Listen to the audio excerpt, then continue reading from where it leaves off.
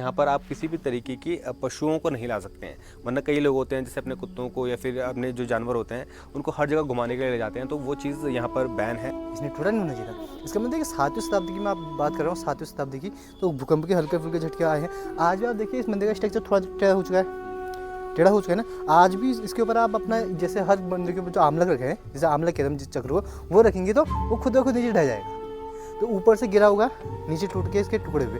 तो इसका जो मंदिर का निर्माण का जिसके आप प्रिंट कॉपी देखेंगे जो ये और आर्कोलॉजिकल सर्वे ऑफ इंडिया रखती है, कि आर्कोलॉजिकल सर्वे ऑफ इंडिया ये कभी नहीं कहती है कि मंदिर चौखट में ही राउंड। हाँ नहीं, ये ऊपर पत्थर लगे, ये देखिए ना, बीच में गैपिंग है ना, ये लगे और ये नीचे लगे। तो उसे 2002 में जब इसकी खुदाई की तो 7 फुट नीचे तक ये पत्थर खड़ा निकला था, इसका अंत नहीं था। तो उन्होंने 7 फुट खुदाई करने के बाद उन्होंने खुदाई रोकी और देखा गया कि हो सकता है कि देखिए पूरे मंदिर में कोई सीमेंट नहीं है, कोई कुछ नहीं, कहते हैं पूरा मंदिर इंटरलॉक सिस्टम से बना है। हो सकता है कि उसका पिन पॉइंट यही हो। दोस्तों आज हम निकल रहे हैं कटारमल सूर्य टेम्पल के लिए, जो कि बहुत ही स्पेशल टेम्पल है और बहुत ही साइंटिफिक टेम्पल बोलते हैं कि ऐसे तरीके से बनाया गया है। तो चलिए आज चलते हैं और आज दर्शन करते हैं सूर्य टेम्पल के। दोस्तों यहाँ पर ये पांडित जी की रसोई और हमारा जो रूम है यहाँ से थोड़ा सा नीचे है गुडविल होम स्टे, बहुत ही बढ़िया होम स्टे है। और जहाँ अभी हमें जाना है वो रानीखेत वाला रास्ता है। रानीखेत से आपका जो कटारमल सूर्य टेम्पल है वो आता है, और बाकी के जितने भी टेम्पल्स हैं आपके यहाँ ISBT की तरफ है, जो मेन जहाँ पे अभी बसें रुकती हैं, ये रोड वहाँ जाती है और ये रोड जाती है रानीखेत के लिए। तो अभी हमें निकलना है रानीखेत के लिए, तो चलिए चलते हैं। रास्ते में चलते चलते बारिश लग चुकी है और लगभग 1 से 2 घंटे का बता रखा है कि इतनी तेज़ बारिश यहाँ पर होने वाली है। तो जब से हम यहाँ पे हैं तब से बारिश तो हो ही रही है, तो क्या कर सकते हैं, अब हम घर से निकल चुके हैं तो दर्शन करके ही आएंगे।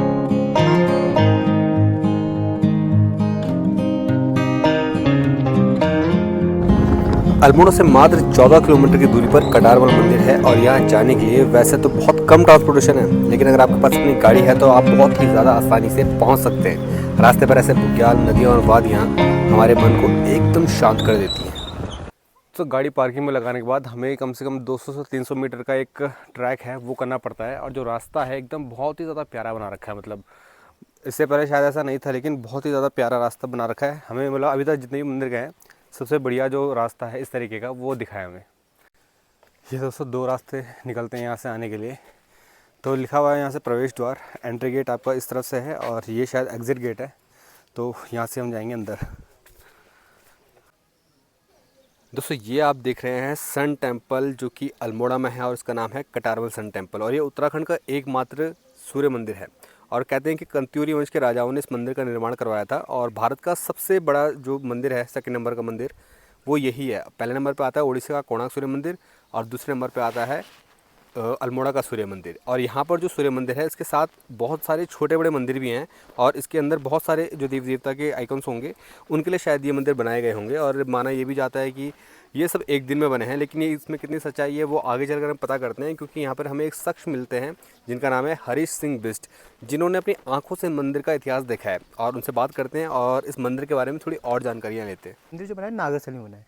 अब देखिए इसकी एक विशेषता है, देखिए इसे कहते हैं त्रिरथ श्रेणी में बना है। देखिए आपको ये हर मंदिर में जो इस टाइप के दिखेंगे ना, ये दिखेंगे, ये हर 3 ही होंगे, 1 2 3 हर मंदिर में जो दिखेंगे आपको, आप किसी भी मंदिर को देखिए 3 ही होंगी। तो इसलिए इसे नागरशैली से हम उत्तराखंडी शैली भी कहते हैं। तो त्रिरथ श्रेणी है इसकी, उसमें बना है। अब देखिए मैंने कहा ये मंदिर पूर्ण कराया किन्होंने, आपके कत्यूर राजा थे, कल्याण राजदेव। लेकिन इसकी एक हम आगे चल के देखते हैं, फाउंडेशन देखते हैं इसकी।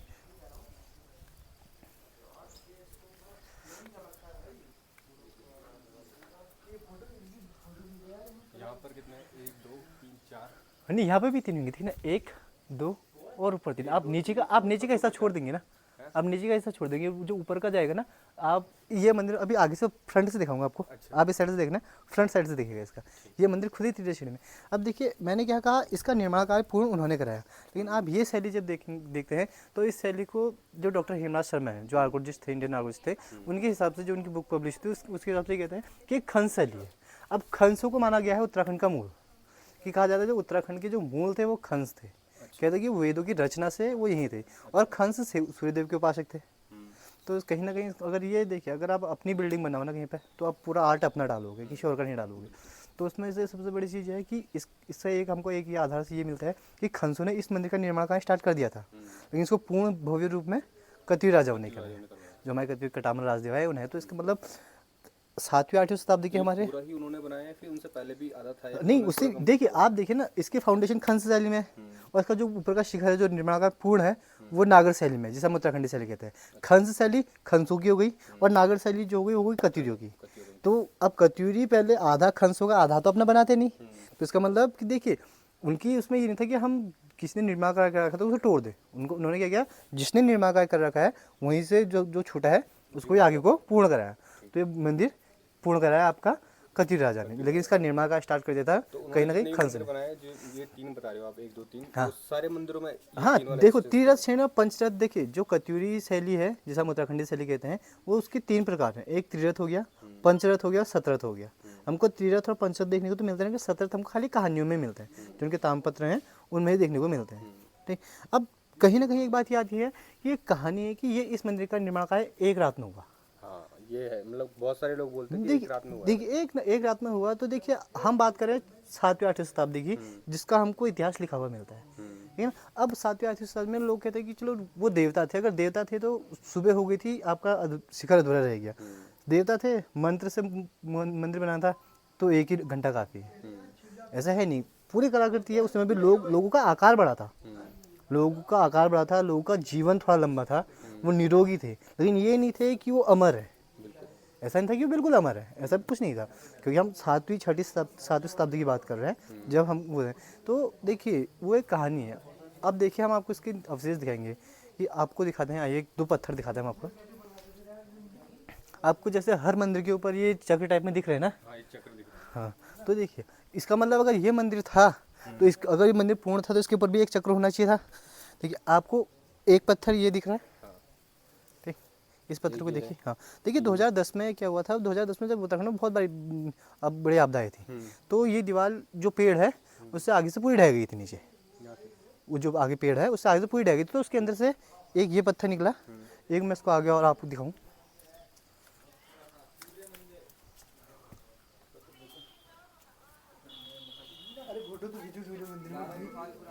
है पंकज 5 मिनट को।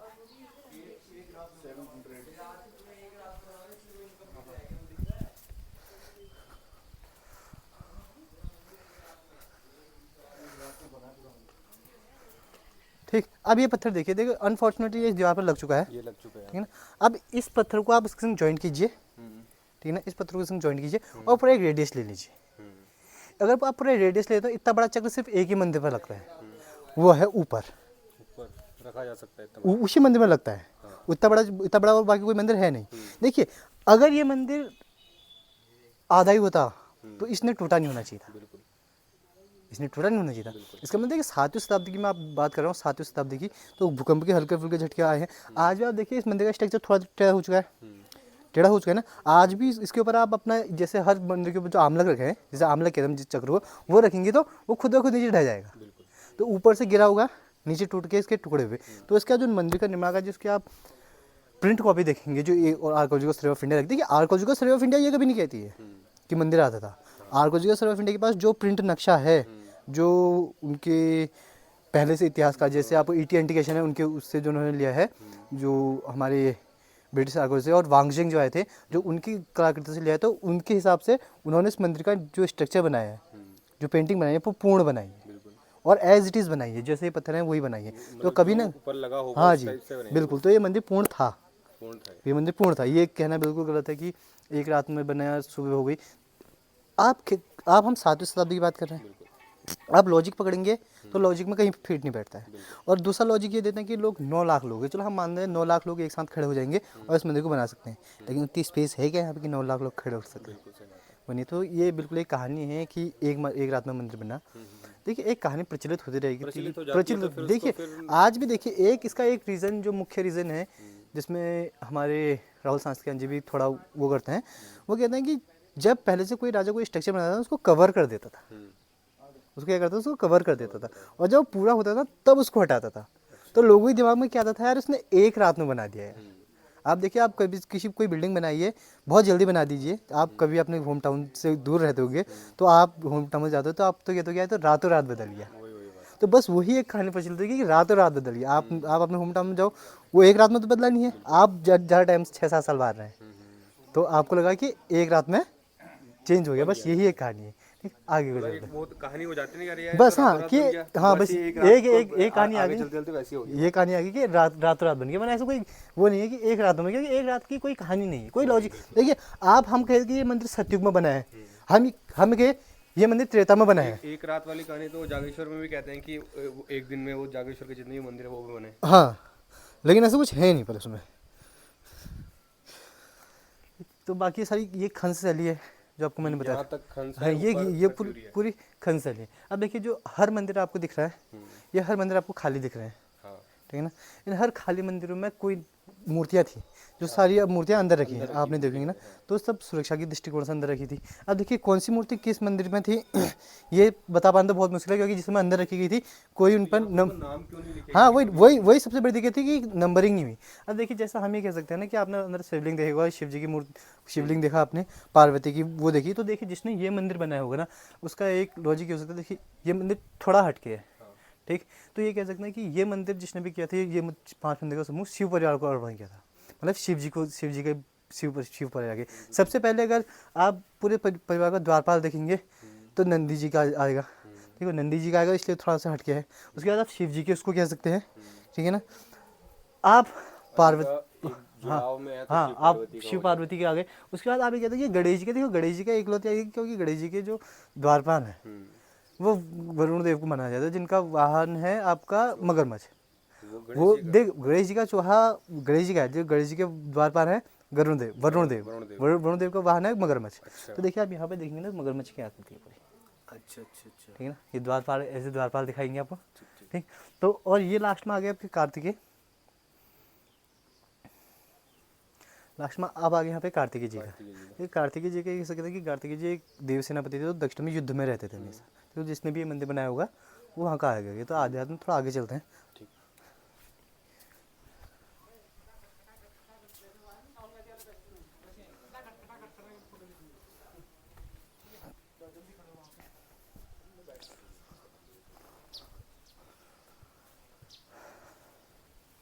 अब थोड़ा अध्यात्म से निकलते हैं और थोड़ा आता है कि हमारे पास उस समय कितना विज्ञान था। देखिए यहाँ पर से सूर्यदेव की पहली किरण जाती है अंदर सीधे मोती पे। देखिए अमूमन तो अगल बगल से इसके अंदर से भी जाती रहती है। जो भव्यता जैसे कहते हैं ना, राज तिलक जिसमें जो सीधे माथे में जिसे जाती है, जो एक भव्य दिखता है, वो साल में सिर्फ 2 बार, जब सूरज उत्तर से दक्षिण और दक्षिण से उत्तर जाता है, अपना कोण बदलता है। लेकिन देखिए सबसे बड़ी चीज़ क्या है पता है, अगर सूरज सामने है ना, हमको पता है कि जो लाइट है वो स्ट्रेट लाइन में ट्रेवल करती है, तो अंदर जा रहा है। तो इसमें सबसे बड़ी चीज़ क्या है, जब आप वो उत्तर से दक्षिण की ओर जाता है ना, तो आपको वो यहाँ पर से इस मंदिर के इस साइड से सूरज दिखेगा, आपको इस बीच में सूरज नहीं दिखेगा। और वही जब वो उत्तर से दक्षिण की ओर जाता है तो आपको इस साइड से सूरज इस रेंज में दिखेगा, इस रेंज में नहीं दिखेगा। मतलब उन 2 दिनों में ही कि जो सूरज एटमॉस्फेयर में कोई ऐसा रिफ्लेक्शन है कि लाइट रिफ्लेक्ट हो रही है और सीधे तो कोई फिक्स डेट है कि उस नहीं। देखिए आप देखिए अमूमन कहते हैं 22 फरवरी 22 अक्टूबर अमूमन आ जाती है। लेकिन देखिए जो जिस टाइम पे मंदिर बना था, हम आपको विक्रम संवत की बात कर रहे हैं। उस टाइम तो कैलेंडर थे ही नहीं, तो हमारे जो तिथि के हिसाब से, तिथि जो एग्जैक्ट एक अच्छा पंडित बता सकता है, वही तिथि वो बैठती है, ठीक, हो जाता है। अब देखिए इसको उसके बाद आ जाता है कि सबसे मेन चीज़ ये, अब ये जो चीज़ ये इसमें कहता है हम सूर्यदेव को जल अर्पित करते हैं। अब जल देने का है तो इसमें मतलब एक पावर पॉइंट है। लेकिन अब इस पावर पॉइंट की सबसे बड़ी विशेषता है कि आप इसको देखेंगे ना, तो आप ये नीचे से ऊपर अलग है और इसका नीचे का अलग है।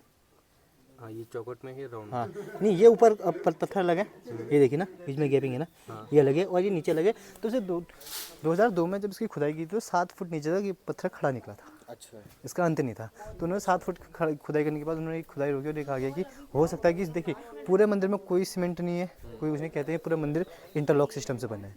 हो सकता है कि उसका पिन पॉइंट यही हो, अगर बिल्कुल से भी खिसक गया तो पूरा मंदिर धराशायी हो जाएगा। देखिए हमारे जितने भी मंदिर तोड़े गए मुगलों के द्वारा, कोई उन्होंने ये नहीं तोड़ा। देखिए आधे से ज़्यादा मंदिर जो उन्होंने अपने जिज्ञासा की वजह से तोड़ दिए।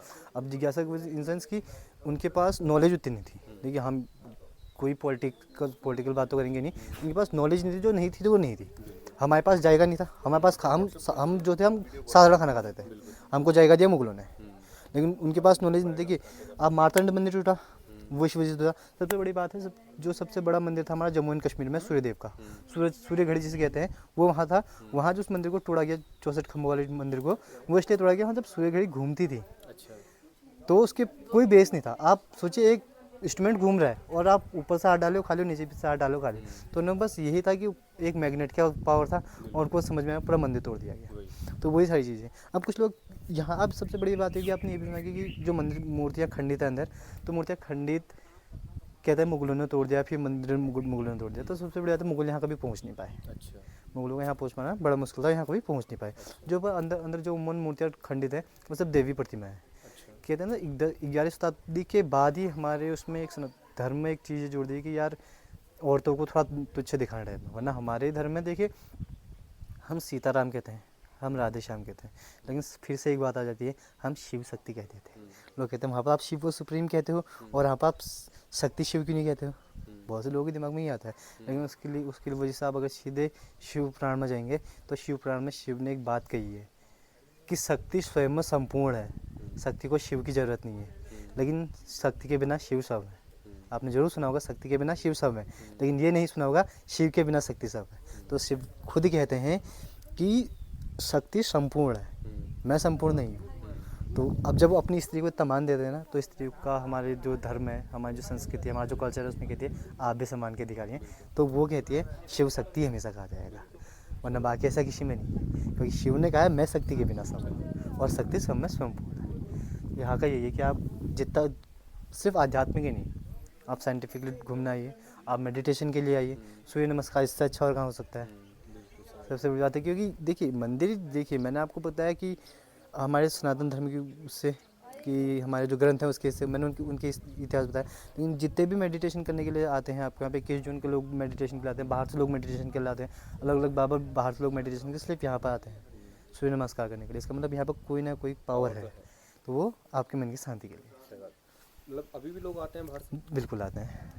तो कोई ऐसा मौसम की ऐसा कोई मंथ होता है जिसमें बहुत ज़्यादा लोग आते हैं? देखिए आप दिसंबर जनवरी फरवरी मार्च, तो ये इस महीने में आध्यात्म से जुड़े हुए बहुत लोग आते हैं। अच्छा। जिनको मेडिटेशन के लिए होता है। और जून जुलाई आपको पता है कि वो तो सीज़न है कि एक बाहर का टूरिस्ट पहाड़ों में आता ही आता है।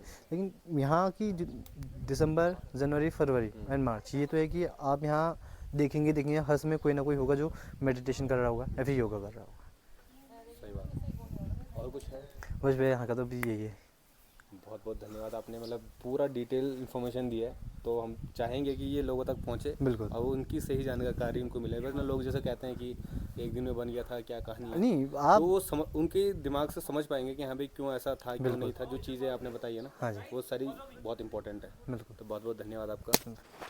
दोस्तों यहाँ पर एक नोटिस बोर्ड है और उसमें जो चीज़ें लिखी गई हैं हर एक को उसका पालन करना होता है। वरना जो लोग होते हैं कहीं पर आते हैं और दीवार पर अपना नाम लिख देते हैं, जो कि बहुत सही नहीं होता है। तो जैसे कि यहाँ पर लिखा है कि आपका जो ये स्मारक है यानी कि जो टेंपल है, इसको खुलने और बंद होने की टाइमिंग है एक, मतलब जब आपका सनराइज़ होगा तो ये मंदिर खुलता है और जब सनसेट होता है तब ये मंदिर बंद हो जाता है। इसका मतलब क्या है कि सर्दियों में आप आएंगे तो आपको कम समय के लिए यहाँ के दर्शन हो पाएंगे। अगर आप गर्मियों में आते हैं तो आप ज़्यादा समय तक यहाँ पर दर्शन कर सकते हैं। सेकंड चीज़ इस पर लिखी है कि यहाँ पर आप किसी भी तरीके की पशुओं को नहीं ला सकते हैं। वरना कई लोग होते हैं जैसे अपने कुत्तों को या फिर अपने जो जानवर होते हैं उनको हर जगह घुमाने के लिए ले जाते हैं, तो वो चीज़ यहाँ पर बैन है। अगर आप ऐसा कुछ प्लान कर रहे हैं तो उस चीज़ को यहाँ पर मत कीजिए, क्योंकि यहाँ पर बिल्कुल भी मनाही है, सख्त मनाही है इस चीज़ की। और यहाँ पर जो भी फूल है उनको तोड़ना मना है। और यहाँ पर आप दीवारों पर अपना नाम नहीं लिख सकते हैं, क्योंकि ये भी बैन है। यहाँ पर किसी भी तरीके का कूड़ा कचरा या फिर जो भी चीज़ें आप यहाँ पर मत फैलाइए। और अगर आप वीडियोग्राफी करते हैं तो आपको यहाँ पर 25 रुपये देने होते हैं। और ये अलग है, अगर यहाँ पे कोई ज़्यादा वीडियोग्राफी बनाने वाले आते हैं तब तो उनको पेमेंट करनी पड़ेगी। लेकिन जैसे कभी कभार कोई 1 या 2 आ जाते हैं तो ऐसी उन पर नज़र नहीं जाती है और ना ही इसकी कोई पर्ची है, क्योंकि अभी तक हमने ऐसा कोई देखा नहीं है। यहाँ पर देखा है लेकिन अभी तक हमसे कोई पैसा लिया नहीं गया है या फिर कोई भी इस तरीके की चीज़ नहीं हुई है। तो अगर होती है तो हम भी ज़रूर देंगे, और नहीं मांगी जाती है तो फिर आगे की तरफ हम अपना कार्यवाही करेंगे। बाकी यहाँ पे आप स्मोकिंग वगैरह जो भी है, ये नोटिस जो आते हैं, अब हर जगह का नोटिस होता है, एक हर जगह की एक सभ्यता होती है। आप जिस भी जगह पर जाते हो अपनी उन चीज़ों को ध्यान में रख करके जाइए, तभी आप उस जगह के दर्शन अच्छे से कर पाएंगे। दोस्तों हरीश भाई की ने आपको जो भी जानकारी दी है, आप यहाँ पर जब आएँ तब भी आप उनसे ये पूछ सकते हैं, क्योंकि इनकी जो शॉप है जस्ट मंदिर के नीचे ही है। ये ऊपर आपका मंदिर दिखाई दे रहा है और नीचे इनकी शॉप है। आपको कोई भी ऐसी जानकारी चाहिए होती है जो आपको क्यूरियोसिटी है कि हाँ भाई ऐसा कैसे हुआ था, तो आप डायरेक्टली आप इनसे पूछ सकते हैं, क्योंकि बहुत हेल्पफुल हैं और आपको सही जानकारी देने में पूरी पूरी मदद करेंगे। तो ऐसे ही आपको मैं उत्तराखंड के जितने भी मंदिर हैं, अल्मोड़ा के जितने भी मंदिर हैं, उनका दर्शन करवा रहा हूँ और आगे भी करवाता रहूँगा। आप बने रहिए मेरे साथ एसके मिस्टिक व्लॉग्स में। तो आप मुझे दीजिए इजाज़त, मैं मिलता हूँ आपसे अगले मंदिर में। तब तक के लिए जय हिंद।